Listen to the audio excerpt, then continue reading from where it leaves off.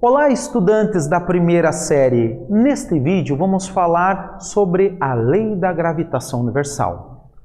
A lei da gravitação universal nada mais é do que uma equação que demonstra que os astros estão se atraindo. Massa atrai massa. O fato de existir massa, ela deforma algo que nós chamamos de tecido espacial. Essa deformação faz com que um astro atraia o outro. É só você imaginar um grande lençol com uma pedra no meio. Vai afundar esse lençol. É o mesmo que acontece com os astros, com a matéria, com tudo aquilo que tem massa. Então imagine você, a Lua deforma esse tecido, a Terra também. Então vai existir uma força de atração entre eles. A força é calculada pela seguinte expressão. Você pega uma constante G, vezes a massa da Terra, vezes a massa da Lua, e divide pela distância entre os astros ao quadrado. Essa distância é de centro até centro.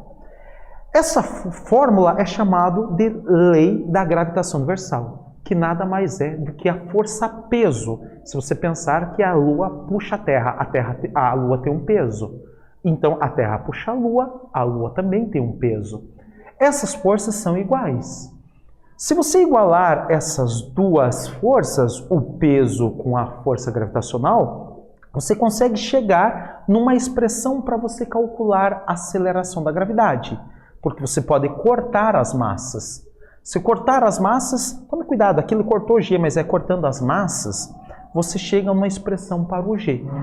Repare bem que calcular o G não depende da massa dos corpos, depende unicamente da massa do astro dono do G. Por exemplo, o G da Terra depende da massa da Terra e depende da distância até o centro da Terra.